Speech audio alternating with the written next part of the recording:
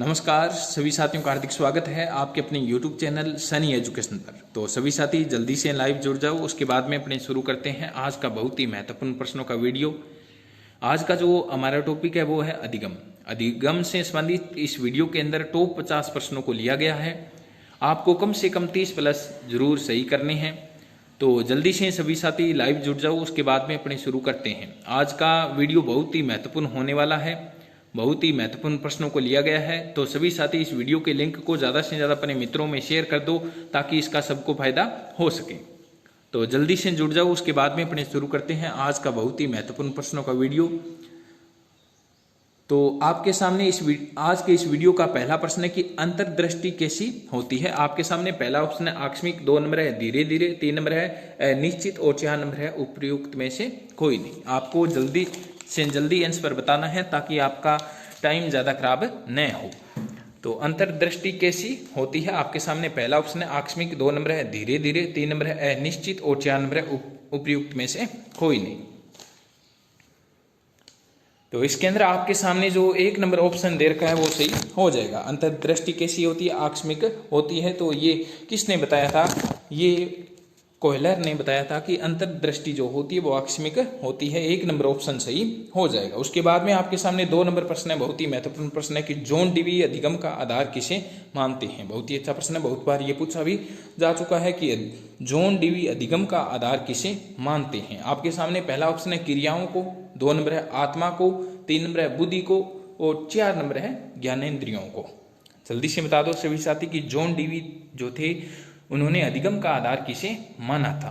आपके सामने 4 ऑप्शन है, उनमें से आपको बताना है। 1 नंबर ऑप्शन है क्रियाओं को, 2 नंबर है आत्मा को, 3 नंबर है बुद्धि को और 4 नंबर है ज्ञानेंद्रियों को। तो इसके अंदर आपके सामने 1 नंबर ऑप्शन सही हो जाएगा। तो जॉन डीवी अधिगम का आधार किसे मानते हैं, क्रियाओं को मानते हैं। तो 1 नंबर ऑप्शन सही हो जाएगा। उसके बाद में आपके सामने बहुत ही महत्वपूर्ण प्रश्न है 3 नंबर अधिगम है। तो आपके सामने पहला ऑप्शन है थकान व नींद के कारण व्यवहार में परिवर्तन, 2 नंबर है मादक व नशीले पदार्थों के कारण आया व्यवहार में परिवर्तन और 3 नंबर ऑप्शन है आपके सामने एक बार आग से जलने के बाद उसके बाद आग के पास ना जाना और 4 नंबर है इनमें से कोई नहीं। जल्दी से बताएं सभी साथी इसका आंसर क्या होगा। अधिगम है। तो अधिगम क्या है आपको बताना है। आपके सामने 4 ऑप्शन है, उनमें से बताना है। तो इसके अंदर आपके सामने जो 3 नंबर ऑप्शन दे रखा है वो सही हो जाएगा। तो एक बार आग से जलने के बाद उसके बाद आग के पास न जाना क्या है, अधिगम है। तो पहला जो ऑप्शन दे रखा है थकान व नींद के कारण आया व्यवहार में परिवर्तन, वो अधिगम नहीं है। क्योंकि थकान व नींद के कारण जो व्यवहार में परिवर्तन आता है वो कुछ समय के लिए ही परिवर्तन आता है, अस्थायी परिवर्तन होता है। उसके बाद में 2 नंबर ऑप्शन है आपके सामने कि मादक व नशीले पदार्थों के कारण आया व्यवहार में परिवर्तन, वो भी अधिगम नहीं है। क्योंकि मादक व नशीले पदार्थों के कारण व्यवहार में कुछ समय के लिए ही परिवर्तन आ सकता है, न कि स्थायी परिवर्तन होता है, तो वो भी अधिगम नहीं है। 3 नंबर के अंदर दे रखा है कि एक बार आग से जलने के बाद उसके बाद आग के पास ना जाना। तो ये क्या होता है, स्थायी परिवर्तन होता है। एक बार आग से जलने के बाद उसको पता चल जाता है, वो सारी जिंदगी उसके पास नहीं जाता है। तो 3 नंबर ऑप्शन सही हो जाएगा। उसके बाद में आपके सामने 4 नंबर प्रश्न है कि किसने कहा है कि अधिगम का अर्थ है कि नया कार्य करना। बहुत ही अच्छा प्रश्न आपके सामने कि किसने कहा है कि अधिगम का अर्थ है कि नया कार्य करना। आपके सामने पहला ऑप्शन है वुडवर्थ, 2 नंबर है वीएफ स्किनर, 3 नंबर है मॉर्गन और 4 नंबर है वाटसन। जल्दी से बता दो सभी साथी कि किसने कहा है कि अधिगम का अर्थ क्या है, नया कार्य करना। तो इसके अंदर आपके सामने जो 1 नंबर ऑप्शन दे रखा है वो सही हो जाएगा। तो वुडवर्थ ने कहा है कि अधिगम का अर्थ है कि नया कार्य करना। उसके बाद में आपके सामने बहुत ही महत्वपूर्ण प्रश्न होगा 5 नंबर की किसने कहा है कि अधिगम का अर्थ है खोज करना। बहुत ही अच्छा प्रश्न है आपके सामने कि किसने कहा है कि अधिगम का अर्थ है खोज करना। आपके सामने पहला ऑप्शन है वुडवर्थ, 2 नंबर है वीएफ स्किनर, 3 नंबर है मॉर्गन और 4 नंबर है मार्शल। जल्दी से बता दो किसने कहा है कि अधिगम का अर्थ है कि खोज करना। आपके सामने 4 ऑप्शन है, उनमें से बताना है। पहला ऑप्शन है वुडवर्थ, 2 नंबर है वीएफ स्किनर, 3 नंबर है मॉर्गन और 4 नंबर है मार्शल। तो इसके अंदर आपके सामने जो 4 नंबर ऑप्शन दे रखा है वो सही हो जाएगा। तो किसने कहा है, मार्शल ने कहा है कि अधिगम का अर्थ है खोज करना। उसके बाद में आपके सामने 6 नंबर प्रश्न है, क्रो एंड क्रो के अनुसार किसका अर्जन अधिगम नहीं है। बहुत ही अच्छा प्रश्न है और बहुत बार एग्जाम के अंदर पूछा भी जा चुका है कि क्रो एंड क्रो के अनुसार किसका अर्जन अधिगम नहीं है। आपके सामने पहला ऑप्शन है ज्ञान, 2 नंबर है आदत, 3 नंबर है अभिवृत्तियां और 4 नंबर है अभिसमता। जल्दी से बताओ सभी साथी, क्रो एंड क्रो के अनुसार किसका अर्जन अधिगम नहीं है। आपके सामने पहला ऑप्शन है ज्ञान, 2 नंबर है आदत, 3 नंबर है अभिवृत्तियां और 4 नंबर है अभिसमता।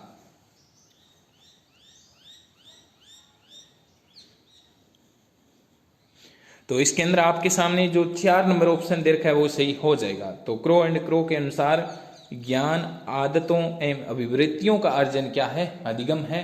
इन्होंने अपनी परिभाषा के अंदर अभिसमता को नहीं बताया था, या अभिसमता क्रो एंड क्रो के अनुसार अधिगम का अर्जन नहीं है। तो 4 नंबर ऑप्शन सही हो जाएगा। उसके बाद में आपके सामने 7 नंबर प्रश्न है कि रीट की तैयारी कर नेट सीटेट की परीक्षा देना में कौन सी अधिगम स्थानांतरण का उपयोग हुआ है। आपके सामने पहला ऑप्शन है धनात्मक अधिगम स्थानांतरण, 2 नंबर है नकारात्मक अधिगम स्थानांतरण, 3 नंबर है क्षैतिज अधिगम स्थानांतरण और 4 नंबर है लंबवत अधिगम स्थानांतरण।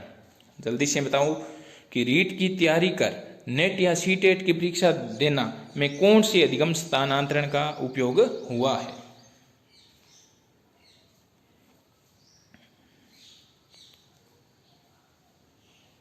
तो इसके अंदर आपके सामने 4 नंबर ऑप्शन सही हो जाएगा। तो किसी भी ज्ञान का उसी क्षेत्र में उपयोग करना, पहले से सीखे हुए ज्ञान का दूसरे सेम क्षेत्र में उपयोग करना क्या कहलाता है, लंबवत अधिगम स्थानांतरण कहलाता है। तो 4 नंबर ऑप्शन सही हो जाएगा। उसके बाद में आपके सामने 8 नंबर प्रश्न की थायरॉइड के अधिगम नियमों में से कौन सा अधिगम नियम यह बताता है कि उद्दीपक के कारण ही अनुक्रिया होती है। बहुत ही अच्छा प्रश्न है आपके सामने कि थायरॉइड के अधिगम नियमों में से कौन सा अधिगम नियम यह बताता है कि उद्दीपक के कारण ही अनुक्रिया होती है। आपके सामने पहला ऑप्शन है आंशिक प्रतिक्रिया का नियम, 2 नंबर है बहु प्रतिक्रिया का नियम, 3 नंबर है साहचर्य का नियम और 4 नंबर है आत्मीकरण का नियम। जल्दी से बता दो। थॉर्नडाइक ने अधिगम के 8 नियम दिए थे, 3 गौण नियम और 3 मुख्य नियम और 5 गौण नियम दिए थे। तो इनमें से कौन सा अधिगम का नियम है वो बताता है कि उद्दीपक के कारण ही अनुक्रिया होती है। तो इसके अंदर आपके सामने 3 नंबर ऑप्शन सही हो जाएगा। साहचर्य का जो नियम है वो कहता है कि उद्दीपक के कारण ही अनुक्रिया होती है। यदि उद्दीपक नहीं है तो अनुक्रिया नहीं होगी, और उद्दीपक व्यक्ति को मिल जाता है तो अनुक्रिया भी समाप्त हो जाती है। जैसे आप रीट की तैयारी कर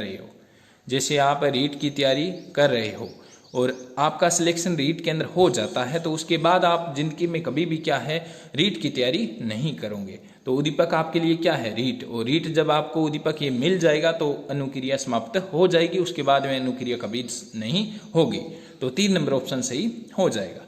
उसके बाद में आपके सामने 9 नंबर प्रश्न है कि छोटे बच्चे द्वारा चम्मच पकड़ना सीखना किस अधिगम सिद्धांत का उदाहरण है। बहुत ही अच्छा प्रश्न है कि छोटे बच्चे द्वारा चम्मच पकड़ना सीखना किस अधिगम सिद्धांत का उदाहरण है। आपके सामने पहला ऑप्शन है सूझ का सिद्धांत, 2 नंबर है प्रयास एवं त्रुटि का सिद्धांत, 3 नंबर है अनुकूलित अनुक्रिया का सिद्धांत और 4 नंबर है पुनर्बलन का सिद्धांत।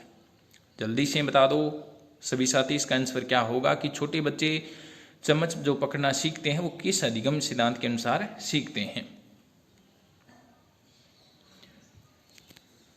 तो इसके अंदर आपके सामने 2 नंबर ऑप्शन सही हो जाएगा। तो छोटे बच्चे द्वारा चम्मच पकड़ना सीखना किस अधिगम सिद्धांत का उदाहरण है, 2 नंबर ऑप्शन सही हो जाएगा। यह है किस अधिगम सिद्धांत का उदाहरण है, प्रयास एवं त्रुटि के अधिगम सिद्धांत का उदाहरण है। उसके बाद में आपके सामने 10 नंबर प्रश्न की पावलोव द्वारा कुत्ते पर किए गए प्रयोग में अनुबंधित उद्दीपक था। बहुत ही महत्वपूर्ण प्रश्न है। यहाँ पे आपसे पूछा गया है कि पावलोव द्वारा कुत्ते पर प्रयोग में लिए गए अनुबंधित उद्दीपक क्या था। आपके सामने पहला ऑप्शन है घंटी की आवाज थी, भोजन था या लार स्राव करना था या इनमें से कोई नहीं था। जल्दी से बता दो कि पावलोव द्वारा कुत्ते पर किए गए प्रयोग में अनुबंधित उद्दीपक निम्न में से क्या था। पहला ऑप्शन है घंटी की आवाज थी, भोजन था, लार स्राव करना था या इनमें से कोई नहीं था। जल्दी से बताइए सभी साथी इसका आंसर क्या होगा। तो इसके अंदर आपके सामने 2 नंबर ऑप्शन सही हो जाएगा। तो पावलोव द्वारा कुत्ते पर किए गए प्रयोग में अनुबंधित उद्दीपक भोजन था उसके बाद में आपके सामने 11 नंबर प्रश्न है कि अधिगम का कौन सा सिद्धांत प्रतिभाशाली बालकों के लिए उपयोगी नहीं है। बहुत ही अच्छा प्रश्न आपके सामने कि अधिगम का कौन सा सिद्धांत प्रतिभाशाली बालकों के लिए उपयोगी नहीं है। आपके सामने पहला ऑप्शन है सूझ का सिद्धांत, 2 नंबर है प्रयास एवं त्रुटि का सिद्धांत, 3 नंबर है अनुकूलित अनुक्रिया का सिद्धांत और 4 नंबर है पुनर्बलन का सिद्धांत। जल्दी से बता दो सभी साथी, बहुत ही महत्वपूर्ण प्रश्न है आपके सामने कि अधिगम का कौन सा सिद्धांत प्रतिभाशाली बालकों के लिए उपयोगी नहीं है। आपके सामने पहला ऑप्शन है सूझ का सिद्धांत, 2 नंबर है प्रयास एवं त्रुटि का सिद्धांत, 3 नंबर है अनुकूलित अनुक्रिया का सिद्धांत और 4 नंबर है पुनर्बलन का सिद्धांत। तो इसके अंदर आपके सामने 2 नंबर ऑप्शन सही हो जाएगा। प्रयास एवं त्रुटि का सिद्धांत, यह सिद्धांत प्रतिभाशाली बालकों के लिए उपयोगी नहीं है, क्योंकि इस सिद्धांत को तुक्के मार सिद्धांत भी कहा जाता है। तो आपसे पूछ लें कि प्रतिभाशाली बालकों के लिए कौन सा सिद्धांत अधिक उपयोगी है, तो आपको बताना है कि सूझ का सिद्धांत जो होता है वो प्रतिभाशाली बालकों के लिए उपयोगी है। और मंदबुद्धि बालकों के लिए कौन सा सिद्धांत उपयोगी है, तो वो है प्रयास एवं त्रुटि का सिद्धांत। ये भी आप ध्यान में रखना। उसके बाद में आपके सामने 12 नंबर प्रश्न की SR संबंध पाए जाते हैं, किस में पाए जाते हैं। आपके सामने पहला ऑप्शन है परंपरागत समायोजन में, 2 नंबर है क्रियाशील समायोजन में, 3 नंबर है थायरॉयड के सिद्धांत में और 4 नंबर है इन्हें सभी में। जल्दी से बता दो सभी साथी, ये SR संबंध पाए जाते हैं, किस में पाए जाते हैं। आपके सामने पहला ऑप्शन है परंपरागत समायोजन में, 2 नंबर है क्रियाशील समायोजन में और 3 नंबर है थायरॉयड के सिद्धांत में और 4 नंबर इन सभी में।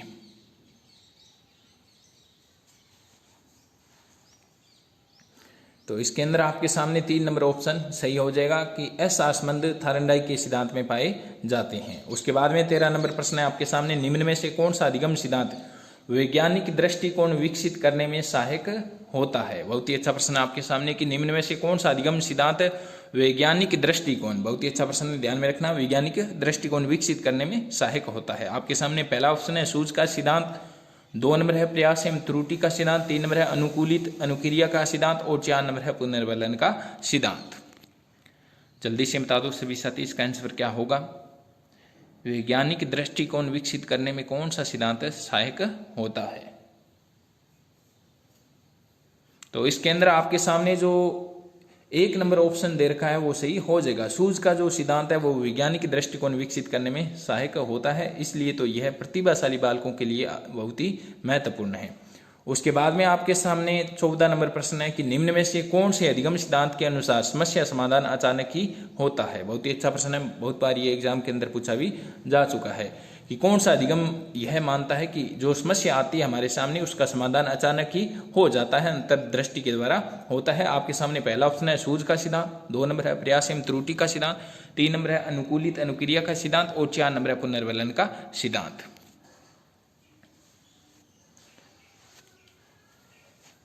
तो इसके अंदर आपके सामने जो 1 नंबर ऑप्शन दे रखा है वो सही हो जाएगा। तो कोयलर के अनुसार समस्या का समाधान अचानक ही होता है, तो यह कौन सा सिद्धांत कहता है, सूझ का सिद्धांत कहता है। कोयलर ने कौन सा सिद्धांत दिया था, सूझ का सिद्धांत दिया था। और कोयलर का मानना है कि अंतर्दृष्टि के द्वारा ही समस्या का समाधान अचानक होता है। उसके बाद में आपके सामने बहुत ही महत्वपूर्ण प्रश्न है और बहुत बार ये परीक्षा के अंदर पूछा भी जा चुका है। आपके सामने प्रश्न है कि कंडीशनल रिस्पॉन्स थ्योरी दी थी, किसने दी थी। आपके सामने पहला ऑप्शन है पावलव ने, 2 नंबर है BF स्किनर ने, 3 नंबर है वाटसन ने और 4 नंबर है थायरॉयड ने। CR थ्योरी दी थी, किसने दी थी। आपके सामने पहला ऑप्शन है पावलव, 2 नंबर है BF स्किनर, 3 नंबर है वाटसन और 4 नंबर है थायरॉयड।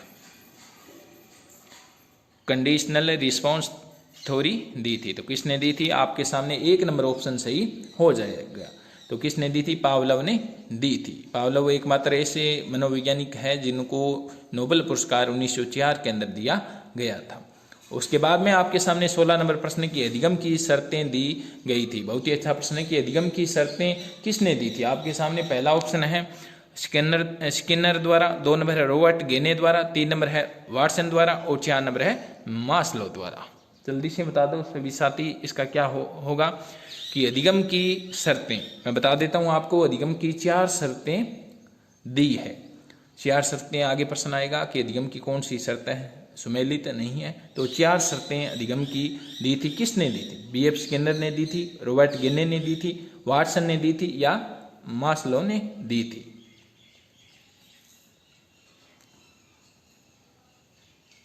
तो इसके अंदर आपके सामने जो 2 नंबर ऑप्शन दे रखा है वो सही हो जाएगा। अधिगम की शर्तें किसने दी थी? अधिगम की शर्तें किसने बताई थी? रॉबर्ट गेन्ने ने बताई थी। और कितनी बताई थी? 4 बताई थी। और आप ये भी ध्यान रखना कि रॉबर्ट गेन्ने ने अधिगम के प्रकार भी बताए थे, और वो प्रकार कितने बताए थे? 8 बताए थे। उसके बाद में आपके सामने 17 नंबर प्रश्न है, बहुत ही अच्छा प्रश्न है। थोरनडाई के प्रयोग में बिल्ली के लिए पुरस्कार स्वरूप था। बहुत ही अच्छा प्रश्न है कि थोरनडाई के प्रयोग में बिल्ली के लिए पुरस्कार स्वरूप क्या था? उलझन बॉक्स था, प्रयोगकर्ता था, या भोजन था, या उपयुक्त में से कोई नहीं था। जल्दी से बता दो सभी साथी, इसका आंसर क्या होगा कि थोरनडाई के प्रयोग में बिल्ली के लिए पुरस्कार स्वरूप था। क्या था? उलझन बॉक्स था, प्रयोगकर्ता था, भोजन था, या इनमें से कोई नहीं।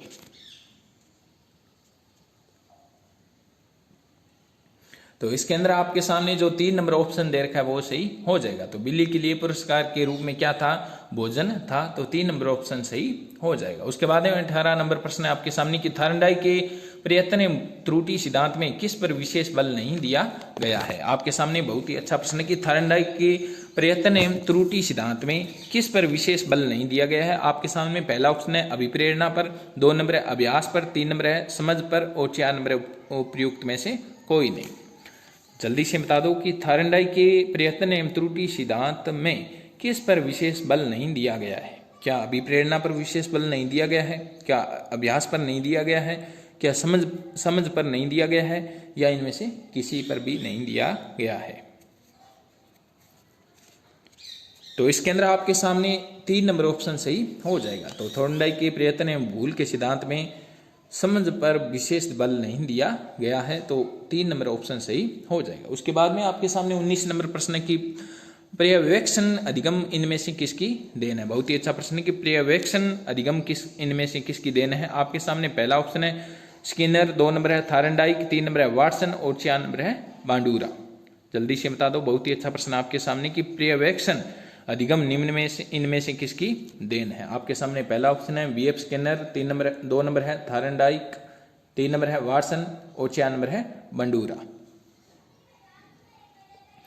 पर्यवेक्षण अधिगम इनमें से किसकी देन है? तो इसके अंदर आपको 3 नंबर ऑप्शन सही हो जाएगा। तो यह पर्यवेक्षण अधिगम किसकी देन है? वाटसन की देन है।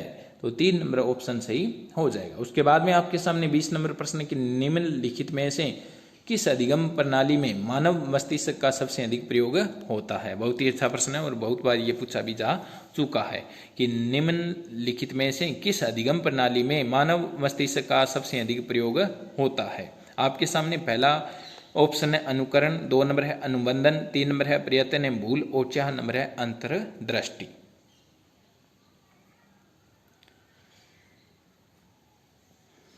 जल्दी से बता दो सभी साथी, इसका आंसर क्या होगा? तो इसके अंदर आपके सामने 4 नंबर ऑप्शन सही हो जाएगा। तो अधिगम प्रणाली कौन सी है जिसके अंदर मानव मस्तिष्क का प्रयोग सबसे अधिक होता है? तो अंतर्दृष्टि के अंदर सबसे अधिक मस्तिष्क का प्रयोग होता है। उसके बाद में आपके सामने 21 नंबर प्रश्न है कि टोलमे ने सीखने को किन दोनों के बीच साहचर्य स्थापित होना माना है? बहुत ही अच्छा प्रश्न है कि टोलमे ने सीखने को किन दोनों के बीच साहचर्य स्थापित होना माना है? आपके सामने पहला ऑप्शन है उद्दीपक अनुक्रिया, 2 नंबर है अनुक्रिया अनुक्रिया, 3 नंबर है 1 व 2 दोनों, 3 और 4 नंबर है उपयुक्त में से कोई नहीं। कि टोलमे ने सीखने को किन दोनों के बीच साहचर्य स्थापित होना माना है? जल्दी से बता दो इसके अंदर क्या होगा? तो इसके अंदर आपके सामने 1 नंबर ऑप्शन सही हो जाएगा। टोलमैन कहते हैं उद्दीपक और अनुक्रिया के बीच जब साहचर्य या संबंध स्थापित होता है तो उसे ही सीखना कहा जाता है। तो 1 नंबर ऑप्शन सही हो जाएगा। उसके बाद में 22 नंबर प्रश्न है आपके सामने, सक्रिय अनुबंधन सिद्धांत को निम्नलिखित रूप में प्रस्तुत किया जाता है। आपके सामने पहला ऑप्शन है उद्दीपक अनुक्रिया और पुनर्बलन के रूप में। उसके बाद में 2 नंबर ऑप्शन है उद्दीपक पुनर्बलन और अनुक्रिया के रूप में। 3 नंबर ऑप्शन है आपके सामने अनुक्रिया उद्दीपक व पुनर्बलन के रूप में, और 4 नंबर उपयुक्त में से कोई नहीं। जल्दी से बता दो, बहुत ही महत्वपूर्ण प्रश्न है, बहुत बार ये एग्जाम के अंदर पूछा भी जा चुका है कि सक्रिय अनुबंधन सिद्धांत को निम्नलिखित रूप में प्रस्तुत किया जाता है। किस रूप में? उद्दीपक अनुक्रिया और पुनर्बलन के रूप में, उद्दीपक पुनर्बलन या अनुक्रिया के रूप में, अनुक्रिया उद्दीपक या पुनर्बलन के रूप में। तो इसके अंदर आपके सामने 1 नंबर ऑप्शन सही हो जाएगा। तो सक्रिय अनुबंधन सिद्धांत को किस रूप में प्रस्तुत किया जाता है? उद्दीपक, अनुक्रिया और पुनर्बलन के रूप में प्रस्तुत किया जाता है। तो 1 नंबर ऑप्शन सही हो जाएगा। उसके बाद में आपके सामने 23 नंबर प्रश्न है कि वाटसन ने अपने 11 वर्षीय बेटे पर जो प्रयोग किए, इनके बेटे का नाम था अल्बर्ट।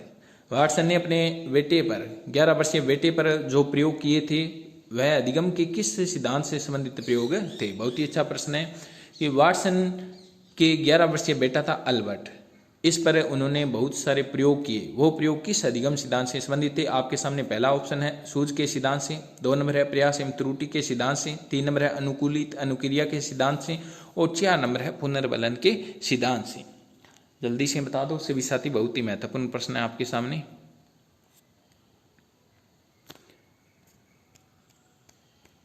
तो इसके अंदर आपके सामने 3 नंबर ऑप्शन सही हो जाएगा। तो वाटसन ने अपने बेटे पर जो प्रयोग किए थे वो अनुकूलित अनुक्रिया के सिद्धांत से संबंधित थे।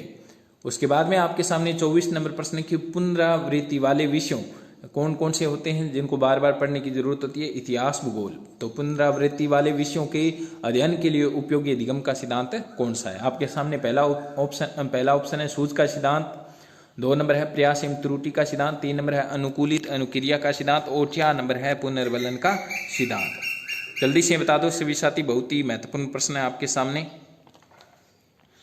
पुनरावृत्ति वाले विषयों के अध्ययन के लिए उपयोगी अधिगम सिद्धांत है। कौन कौन से विषय होते हैं? जैसे इतिहास हो गया, भूगोल हो गया, ये जो विषय है जिनको बार बार पढ़ने की जरूरत होती है, तो बार बार पढ़ने में मदद कौन सा अधिगम सिद्धांत करता है? जल्दी से बता दो। तो इसके अंदर आपके सामने 3 नंबर ऑप्शन सही हो जाएगा। पुनरावृत्ति वाले विषयों के लिए सबसे उपयोगी अधिगम सिद्धांत कौन सा है? अनुकूलित अनुक्रिया का सिद्धांत है। उसके बाद में 25 नंबर प्रश्न है आपके सामने, कौन सा अधिगम सिद्धांत मनुष्य को यंत्र या मशीन के रूप में मानता है? बहुत ही अच्छा प्रश्न है आपके सामने कि कौन सा अधिगम सिद्धांत मनुष्य को यंत्र या मशीन के रूप में मानता है। आपके सामने पहला ऑप्शन है सूझ का सिद्धांत, 2 नंबर है प्रयास एवं त्रुटि का सिद्धांत और 3 नंबर है अनुकूलित अनुक्रिया का सिद्धांत और 4 नंबर है पुनर्बलन का सिद्धांत। जल्दी से बता दो कि बहुत ही महत्वपूर्ण प्रश्न है आपके सामने कि कौन सा अधिगम सिद्धांत मनुष्य को यंत्र या मशीन के रूप में मानता है।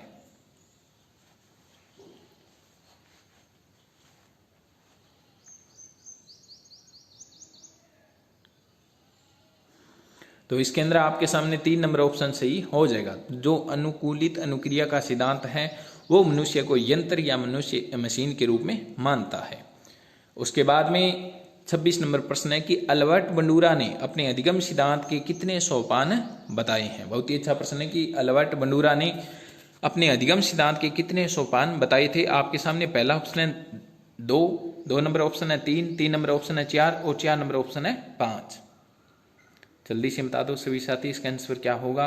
अल्बर्ट बंडूरा ने जो अधिगम का सिद्धांत दिया था उसके अंदर उन्होंने कितने सोपान बताए थे?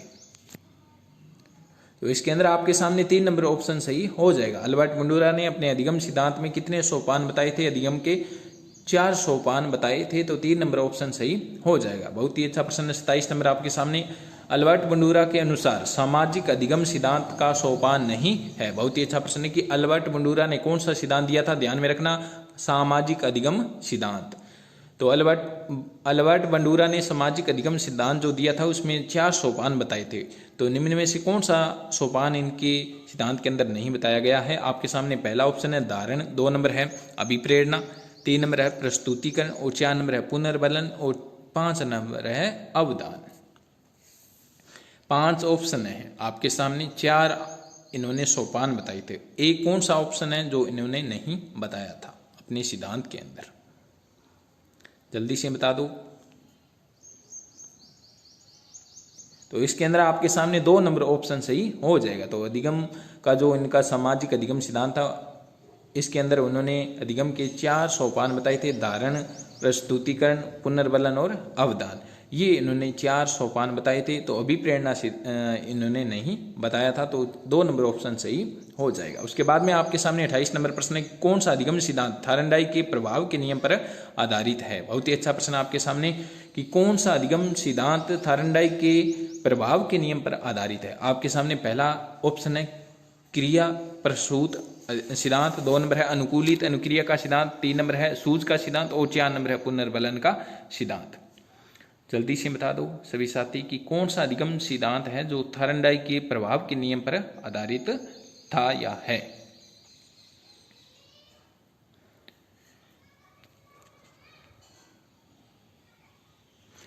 तो इसके अंदर आपके सामने 1 नंबर ऑप्शन सही हो जाएगा। कौन सा अधिगम सिद्धांत थार्नडाइक के प्रभाव के नियम पर आधारित है, तो क्रिया प्रसूत जो सिद्धांत है वो क्या है कि जो स्किनर ने दिया था वो थार्नडाइक के प्रभाव के नियम पर आधारित था। उसके बाद में आपके सामने 29 नंबर प्रश्न है आपके सामने कि कक्षा शिक्षण में पाठ प्रस्तावना सोपान सीखने के किस नियम पर आधारित है। बहुत ही अच्छा महत्वपूर्ण प्रश्न है आपके सामने कि कक्षा शिक्षण में पाठ प्रस्तावना सोपान सीखने के किस नियम पर आधारित है। आपके सामने पहला ऑप्शन है प्रभाव का नियम, 2 नंबर है सादृश्यता का नियम, 3 नंबर है तत्परता का नियम और 4 नंबर है साहचर्य का नियम। जल्दी से बता दो, बहुत ही अच्छा प्रश्न है कि कक्षा शिक्षण में पाठ प्रस्तावना सोपान सीखने के किस नियम पर आधारित है। आपके सामने 4 ऑप्शन है, जल्दी से बता दो। तो इसके अंदर आपके सामने 3 नंबर ऑप्शन सही हो जाएगा। तो कक्षा शिक्षण में पाठ प्रस्तावना सोपान सीखने के किस नियम पर आधारित है, तत्परता के नियम पर आधारित है, तो 3 नंबर ऑप्शन सही हो जाएगा। उसके बाद में आपके सामने 30 नंबर प्रश्न है कि सीखना संबंध स्थापित करना है और संबंध स्थापित करने का कार्य कौन करता है, मनुष्य का मस्तिष्क करता है। यह कथन किसका है। बहुत ही महत्वपूर्ण आपके सामने प्रश्न है कि सीखना का अर्थ है संबंध स्थापित करना और संबंध स्थापित करने का काम कौन करता है, मनुष्य का मस्तिष्क करता है। तो यह किसने कहा था। आपके सामने पहला ऑप्शन है भाटिया, 2 नंबर है थार्नडाइक, 3 नंबर है डगलस और 4 नंबर है लोक। जल्दी से बता दो साथियों कि इसका आंसर क्या होगा। उसके बाद में बढ़ते हैं आगे। सभी साथी वीडियो को लाइक जरूर करें, अपने मित्रों में शेयर करें और अंत के अंदर जरूर बताएं कि आपके 50 में से कितने % सही हुए हैं। तो यह किसने कहा था, यह किसने कहा है, थार्नडाइक ने कहा है कि सीखना का अर्थ है संबंध स्थापित करना और संबंध स्थापित करने का कार्य कौन करता है, मनुष्य का मस्तिष्क करता है। तो 2 नंबर ऑप्शन सही हो जाएगा। उसके बाद में 31 नंबर प्रश्न है आपके सामने, किस व्यवहारवादी का मानना है कि अन्य व्यवहारों की भांति भाषा भी क्रिया प्रसूत अनुबंधन द्वारा सीखी जाती है। बहुत ही अच्छा प्रश्न है कि किस व्यवहारवादी का मानना है कि अन्य व्यवहारों की भांति भाषा भी क्रिया प्रसूत अनुबंधन द्वारा सीखी जाती है। आपके सामने पहला ऑप्शन है वाटसन, 2 नंबर है स्किनर, 3 नंबर है गुथरी और 4 नंबर है थार्नडाइक। जल्दी से बता दो किस व्यवहारवादी का मानना है कि अन्य व्यवहारों की भांति भाषा भी क्रिया प्रसूत अनुबंधन द्वारा सीखी जाती है। आपके सामने 4 ऑप्शन है, उनमें से बताना है। तो इसके अंदर आपके सामने 2 नंबर ऑप्शन सही हो जाएगा। यह किसने कहा है, यह किसका मानना है, BF स्किनर का मानना है कि जो अन्य व्यवहारों की भांति भाषा भी क्रिया प्रसूत अनुबंधन द्वारा सीखी जाती है। उसके बाद में आपके सामने 32 नंबर प्रश्न की सूझ द्वारा सीखने के सिद्धांत का शिक्षा में क्या महत्व है। बहुत ही अच्छा प्रश्न आपके सामने कि सूझ द्वारा सीखने के सिद्धांत का शिक्षा में क्या महत्व है। आपके सामने पहला ऑप्शन है रचनात्मकता के लिए उपाय दे, 2 नंबर ऑप्शन है कल्पना में वृद्धि, 3 नंबर है कठिन विषयों में उपयोगी और 4 नंबर है उपरोक्त सभी। जल्दी से बता दो आप सभी साथी, बहुत ही महत्वपूर्ण प्रश्न है आपके सामने कि सूझ द्वारा सीखने के सिद्धांत का शिक्षा में क्या महत्व है।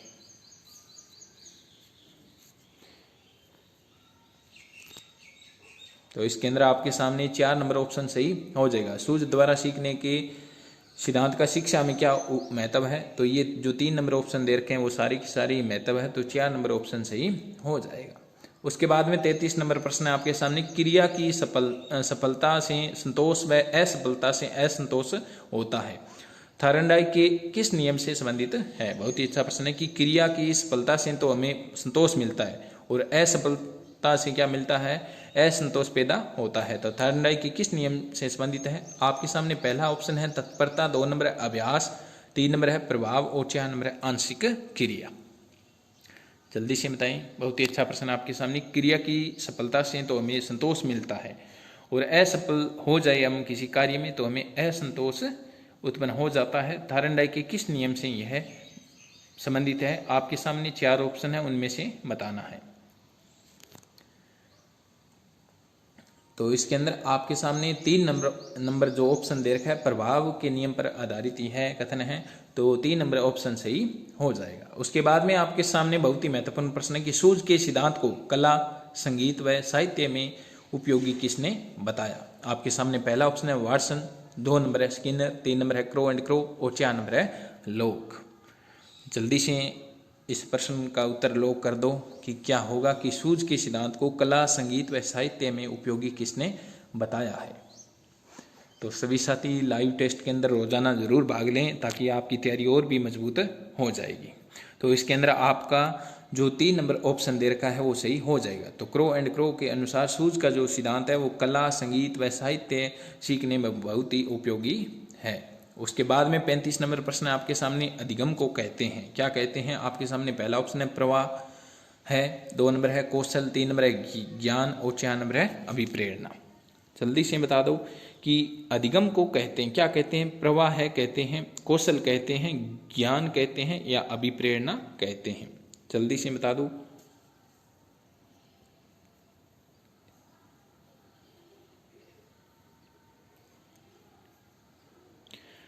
तो इसके अंदर आपके सामने जो 2 नंबर ऑप्शन दे रखा है वो सही हो जाएगा। अधिगम एक प्रकार का कौशल है, तो 2 नंबर ऑप्शन सही हो जाएगा। उसके बाद में 36 नंबर प्रश्न है आपके सामने, रूसो ने अधिगम की व्याख्या किस आधार पर की है? बहुत ही अच्छा प्रश्न कि रूसो ने अधिगम की व्याख्या किस आधार पर की है। आपके सामने पहला ऑप्शन है आध्यात्मिक, 2 नंबर है दार्शनिक, 3 नंबर है प्राकृतिक और 4 नंबर है कृत्रिम। जल्दी से बता दो सभी साथी इसका आंसर क्या होगा कि रूसो ने अधिगम की व्याख्या किस आधार पर की है? आध्यात्मिक आधार पर, दार्शनिक आधार पर, प्राकृतिक आधार पर या कृत्रिम आधार पर? तो इसके अंदर आपके सामने जो 2 नंबर ऑप्शन दे रखा है वो सही हो जाएगा। रूसो ने अधिगम की व्याख्या दार्शनिक आधार पर की है, तो 2 नंबर ऑप्शन सही हो जाएगा। उसके बाद में आपके सामने बहुत ही अच्छा प्रश्न कि बालक का सर्वाधिक अधिगम अभिप्रेरणा में प्रत्यक्षीकरण के द्वारा संभव है, यह मत किस सिद्धांत की व्याख्या करता है? बहुत ही महत्वपूर्ण प्रश्न है आपके सामने कि बालक का सर्वाधिक अधिगम अभिप्रेरणा में प्रत्यक्षीकरण के द्वारा संभव है, यह मत किस सिद्धांत की व्याख्या करता है? आपके सामने पहला ऑप्शन है टोलमैन का उद्देश्यवाद सिद्धांत, 2 नंबर है कूर्ट लेविन का क्षेत्रवाद सिद्धांत, 3 नंबर है एडविन गुथरी का स्थापनापन सिद्धांत और 4 नंबर है मास्लो का आवश्यकता अनुक्रम सिद्धांत। इस प्रश्न से आपके 2 प्रश्न तैयार हो जाएंगे, एक तो इसका उत्तर ही आपका तैयार हो जाएगा, दूसरा ये जो सिद्धांत दे रखे इनके जनक भी याद हो जाएंगे। तो टोलमैन का जो सिद्धांत था वो कौन सा था? उद्देश्यवाद सिद्धांत था। कूर्ट लेविन ने कौन सा अधिगम सिद्धांत दिया? क्षेत्रवाद सिद्धांत दिया था। एडविन गुथरी ने स्थापनापन का सिद्धांत दिया था और मास्लो ने कौन सा सिद्धांत दिया था? आवश्यकता अनुक्रम सिद्धांत दिया था। आपके पास प्रश्न है कि बालक का सर्वाधिक अधिगम अभिप्रेरणा में प्रत्यक्षीकरण के द्वारा ही संभव है, यह मत किस सिद्धांत की व्याख्या करता है? तो इसके अंदर आपके सामने 2 नंबर ऑप्शन सही हो जाएगा। यह किस सिद्धांत की व्याख्या करता है? कूर्ट लेविन का क्षेत्रवाद सिद्धांत की व्याख्या करता है।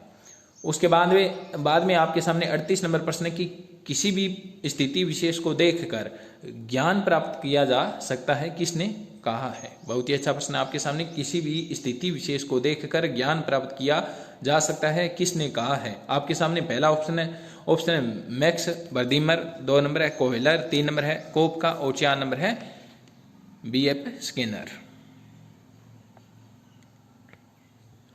किसी भी स्थिति विशेष को देखकर ज्ञान प्राप्त किया जा सकता है, किसने कहा है? आपके सामने पहला ऑप्शन है मैक्स बर्दिमर, 2 नंबर है कोहेलर, 3 नंबर है कोपका और 4 नंबर है BF स्किनर। तो जल्दी से बता दो सभी साथी इसका आंसर क्या होगा कि किसी भी स्थिति को देखकर अचानक ही जो ज्ञान प्राप्त होता है उसको अंतर्दृष्टि कहते हैं, यह किसने कहा था? तो वही बात है इसमें कि किसी भी स्थिति विशेष को देखकर ज्ञान प्राप्त किया जा सकता है, यह किसने कहा है? कोयलर ने कहा है, तो 2 नंबर ऑप्शन सही हो जाएगा। उसके बाद में आपके सामने 39 नंबर प्रश्न की किस मनोविज्ञानी का मानना है कि सीखना आवश्यकता की पूर्ति है? बहुत ही महत्वपूर्ण प्रश्न है कि किस मनोविज्ञानी का मानना है कि सीखना आवश्यकता की पूर्ति है। आपके सामने पहला ऑप्शन है क्रो एंड क्रो, 2 नंबर है क्लार्क हल, 3 नंबर है थायरनडाइक और 4 नंबर है पावलोव। किस मनोवैज्ञानिक का मानना है कि सीखना आवश्यकता की पूर्ति है? बहुत ही महत्वपूर्ण प्रश्न है। आपके सामने पहला ऑप्शन है क्रो एंड क्रो, 2 नंबर है क्लार्क हल, 3 नंबर है थायरनडाइक और 4 नंबर है पावलोव। जल्दी से बता दो। तो इसके अंदर आपके सामने 2 नंबर ऑप्शन सही हो जाएगा। किसने कहा है कि सीखना मतलब आवश्यकता की पूर्ति है? तो 2 नंबर ऑप्शन सही हो जाएगा, क्लार्क हल ने कहा है। 40 नंबर प्रश्न है आपके सामने, बहुत ही अच्छा प्रश्न है कि अधिगम के किस सिद्धांत के आधार पर बालक में भय, प्रेम एवं घृणा के भाव आसानी से उत्पन्न किए जा सकते हैं? बहुत ही अच्छा प्रश्न है कि अधिगम के किस सिद्धांत के आधार पर बालक में भय, प्रेम और घृणा के भाव आसानी से उत्पन्न किए जा सकते हैं? आपके सामने पहला ऑप्शन है शास्त्रीय अनुबंधन सिद्धांत के द्वारा, 2 नंबर है पुनर्बलन के सिद्धांत के द्वारा और 3 नंबर है गेस्टाल्टवाद के सिद्धांत के द्वारा और 4 नंबर है प्रयास एवं त्रुटि के सिद्धांत के द्वारा। तो किस सिद्धांत के द्वारा बालक में भय, प्रेम और घृणा के भाव उत्पन्न किए जा सकते हैं? आपके सामने 4 ऑप्शन है, उनमें से आपको बताना है। जल्दी से बता दो।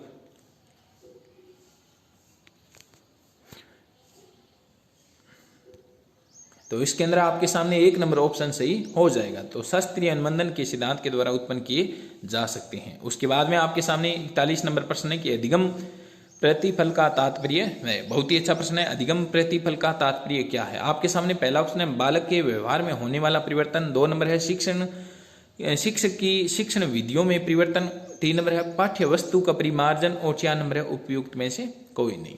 जल्दी से बता दो कि अधिगम प्रतिफल का क्या तात्पर्य है? आपके सामने 4 ऑप्शन है, उनमें से बताना है। जल्दी से बताएं सभी साथी, इसका आंसर क्या होगा? अधिगम प्रतिफल का तात्पर्य है, तो इसके अंदर आपके सामने 1 नंबर ऑप्शन सही हो जाएगा। तो अधिगम प्रतिफल का क्या तात्पर्य है? बालक के व्यवहार में होने वाला परिवर्तन, 1 नंबर ऑप्शन सही हो जाएगा। उसके बाद में आपके सामने 42 नंबर प्रश्न है, किस सिद्धांत को रिक्त प्राणी सिद्धांत भी कहा जाता है? किस सिद्धांत को रिक्त प्राणी सिद्धांत भी कहा जाता है? आपके सामने पहला ऑप्शन है क्रिया प्रसूत अनुबंधन सिद्धांत, 2 नंबर है संबंध प्रतिक्रिया का सिद्धांत को, 3 नंबर है पुनर्बलन के सिद्धांत को और 4 नंबर है सूझ के सिद्धांत को। तो किस सिद्धांत को रिक्त प्राणी सिद्धांत भी कहा जाता है? आपके सामने 4 ऑप्शन है, उनमें से आपको बताना है। जल्दी से बताएं सभी साथी। तो इसके अंदर आपके सामने 1 नंबर ऑप्शन सही हो जाएगा। क्रिया प्रसूत अनुबंधन जो सिद्धांत है उसको रिक्त प्राणी सिद्धांत भी कहा जाता है, 1 नंबर ऑप्शन सही हो जाएगा। उसके बाद में आपके सामने 43 नंबर प्रश्न है कि अधिगम का कौन सा सिद्धांत पाठ्यक्रम के विभिन्न अंगों के एकीकरण पर जोर देता है? बहुत ही अच्छा प्रश्न है आपके सामने कि अधिगम का कौन सा सिद्धांत पाठ्यक्रम के विभिन्न अंगों के एकीकरण पर जोर देता है? आपके सामने पहला ऑप्शन है गेस्टाल्ट सिद्धांत, 2 नंबर है शास्त्रीय अनुबंधन का सिद्धांत, 3 नंबर है क्रिया प्रसूत सिद्धांत और 4 नंबर है पुनर्बलन का सिद्धांत। जल्दी से बता दो सभी साथी, इसका आंसर क्या होगा कि अधिगम का कौन सा सिद्धांत पाठ्यक्रम के विभिन्न अंगों के एकीकरण पर जोर देता है? आपके सामने 4 ऑप्शन है, उनमें से आपको बताना है। तो इसके अंदर आपके सामने 1 नंबर ऑप्शन सही हो जाएगा। जो गेस्टाल्ट सिद्धांत है वो पाठ्यक्रम के विभिन्न अंगों को एकीकरण करने पर जोर देता है, तो 1 नंबर ऑप्शन सही हो जाएगा। उसके बाद में आपके सामने 44 नंबर प्रश्न की जिस सिद्धांत के अनुसार प्राणी किसी परिस्थिति को देखकर एवं अनुभव करके उसकी पूर्ण आकृति बनाते हैं वह है? बहुत ही अच्छा प्रश्न है आपके सामने कि जिस सिद्धांत के अनुसार प्राणी किसी परिस्थिति को देखकर एवं अनुभव करके उसकी पूर्ण आकृति बनाते हैं वह है? आपके सामने पहला ऑप्शन है प्रयास एवं त्रुटि का सिद्धांत, 2 नंबर है शास्त्रीय अनुबंधन का सिद्धांत, 3 नंबर है पुनर्बलन का सिद्धांत और 4 नंबर है गेस्टाल्ट सिद्धांत। जल्दी से बता दो। तो इसके अंदर आपके सामने 4 नंबर ऑप्शन सही हो जाएगा। किसी भी आकृति को देखकर, किसी भी परिस्थिति को देखकर या अनुभव करके पूर्ण आकृति बनाना क्या कहलाता है? गेस्टाल्ट कहलाता है। तो 4 नंबर ऑप्शन सही हो जाएगा।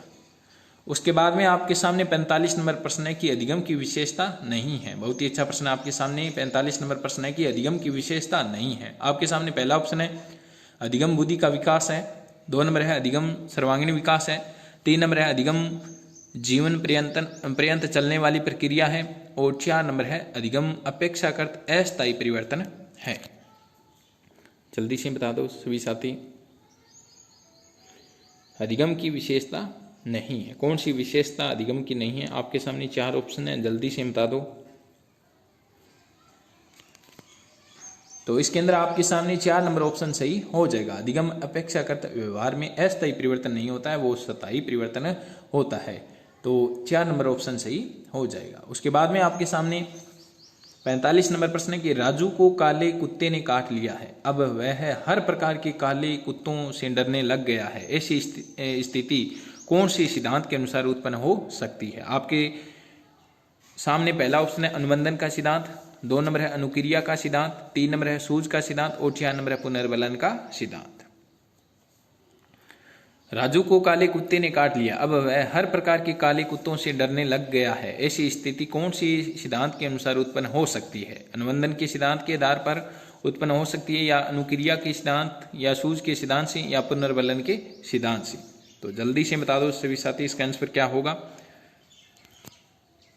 तो इसके अंदर आपके सामने 1 नंबर ऑप्शन सही हो जाएगा। तो अनुबंधन के सिद्धांत के आधार पर उसमें ऐसी स्थिति उत्पन्न हो जाएगी।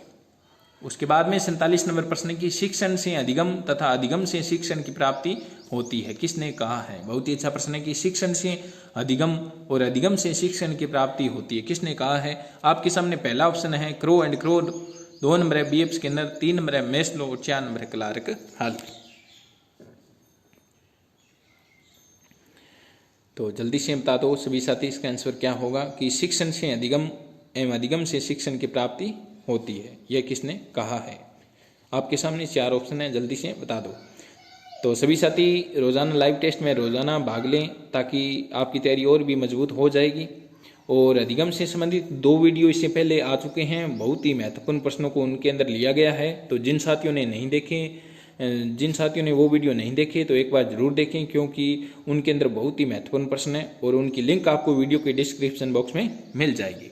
तो यह परिभाषा यही है कि इसने कहा है कि शिक्षण से अधिगम एवं अधिगम से शिक्षण की प्राप्ति होती है। तो वीएफ स्किनर ने कहा है, तो 2 नंबर ऑप्शन सही हो जाएगा। उसके बाद में 48 नंबर प्रश्न है अधिगम का कौन सा सिद्धांत यांत्रिक तरीकों से सीखने का खंडन करता है तथा तार्किक तरीकों से सीखने पर बल देता है? बहुत ही अच्छा प्रश्न है कि अधिगम का कौन सा सिद्धांत यांत्रिक तरीकों से सीखने का खंडन करता है तथा तार्किक तरीकों से सीखने पर बल देता है? आपके सामने पहला ऑप्शन है सूझ एवं अंतर्दृष्टि का सिद्धांत, 2 नंबर है सक्रिय अनुबंधन का सिद्धांत, 3 नंबर है उद्दीपक अनुबंधन का सिद्धांत और 4 नंबर है अनुकूलित अनुक्रिया का सिद्धांत। जल्दी से बताएं, बहुत ही महत्वपूर्ण प्रश्न है आपके सामने कि अधिगम का कौन सा सिद्धांत यांत्रिक तरीकों से सीखने का खंडन करता है तथा तार्किक तरीकों से सीखने पर बल देता है? तो इसके अंदर आपके सामने 1 नंबर ऑप्शन सही हो जाएगा। तो सूझ का जो सिद्धांत है वो कहता है कि तार्किक तरीकों से सीखने पर बल देता है। और यांत्रिक तरीकों से सीखने पर कौन सा सिद्धांत बल देता है? क्रिया प्रसूत अनुबंधन का सिद्धांत जो है किसने दिया था? बीएफ स्किनर ने दिया था, वो यांत्रिक तरीकों से सीखने पर बल देता है। और तार्किक तरीकों से सीखने पर बल कौन सा सिद्धांत देता है? सूझ या अंतर्दृष्टि का सिद्धांत देता है। 1 नंबर ऑप्शन सही हो जाएगा। उसके बाद में आपके सामने 49 नंबर प्रश्न है कि अधिगम का कौन सा सिद्धांत इस बात पर बल देता है कि अध्यापकों को बालकों पर क्या पढ़ाना है, कैसे पढ़ाना है, कितना पढ़ाना है आदि बातों को थोपना नहीं चाहिए, बल्कि उन्हें स्वतंत्र पूर्वक अधिगम करने देना चाहिए? बहुत ही अच्छा प्रश्न है कि अधिगम का कौन सा सिद्धांत इस बात पर बल देता है कि अध्यापकों को बालकों पर क्या पढ़ना है, कैसे पढ़ना है, कितना पढ़ना है आदि बातों को थोपना नहीं चाहिए, बल्कि उन्हें स्वतंत्र पूर्वक अधिगम करने देना चाहिए। आपके सामने पहला ऑप्शन है तरंग सिद्धांत, 2 नंबर है सामाजिक अधिगम सिद्धांत, 3 नंबर है प्रतिस्थापन का सिद्धांत और 4 नंबर है अनुभवजन्य का सिद्धांत। तो जल्दी से बता दो सभी साथी इसका आंसर क्या होगा। बहुत ही महत्वपूर्ण प्रश्न है आपके सामने कि अधिगम का कौन सा सिद्धांत इस बात पर बल देता है कि अध्यापकों को बालकों पर क्या पढ़ाना है, कैसे पढ़ाना है और कितना पढ़ाना है आदि बातों को थोपना नहीं चाहिए, बल्कि उन्हें स्वतंत्रता पूर्वक कार्य करने देना चाहिए। तो इसके अंदर आपके सामने 4 नंबर ऑप्शन सही हो जाएगा। अधिगम का जो अनुभवजन्य सिद्धांत है वो कहता है यह बात, तो 4 नंबर ऑप्शन सही हो जाएगा। उसके बाद में आपके सामने 50 नंबर प्रश्न है कि किस अधिगम मनोवैज्ञानिक ने बाल अधिगम विकास में पुरस्कार को महत्व नहीं दिया है। बहुत ही अच्छा प्रश्न है कि किस अधिगम मनोवैज्ञानिक ने बाल अधिगम विकास में पुरस्कार को महत्व नहीं दिया है। आपके सामने पहला ऑप्शन है थायरनडाइक, 2 नंबर है पावलोव, 3 नंबर है स्किनर और 4 नंबर है गुथ्री। जल्दी से बता दो सभी साथी इसका आंसर क्या होगा। किस अधिगम मनोवैज्ञानिक ने बाल अधिगम विकास में पुरस्कार को महत्व नहीं दिया है? किसने नहीं दिया है? आपके सामने 4 ऑप्शन है, उनमें से बताना है।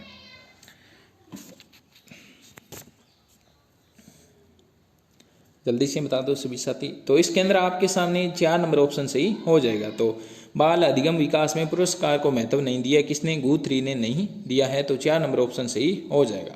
उसके बाद में आपके सामने आज के इस वीडियो का लास्ट प्रश्न है, अधिगम की शर्तों का सही सुमेलन है। तो आपको पहले से ये प्रश्न बताया था कि ऐसा प्रश्न आएगा, क्योंकि अधिगम की शर्तें बताई थी रॉबर्ट गेने ने। कितनी बताई थी? 4 बताई थी। और 8 इन्होंने क्या बताई? अधिगम के प्रकार बताए थे। तो आपके सामने पहला ऑप्शन है प्रथम शर्त दे रखी है सीखने वाले की अभिप्रेरणा। 2 नंबर है दूसरी शर्त दे रखी है सीखने वाले की बहु अनुक्रियाएं। 3 नंबर है तीसरी शर्त दे रखी है सीखने वाले को पुनर्बलन। चौथी शर्त है इनकी सीखने वाले का अभ्यास। और 5 नंबर है उपयुक्त सभी सुमेलित है। जल्दी से बताएं कि अधिगम की शर्तों का सही सुमेलन है।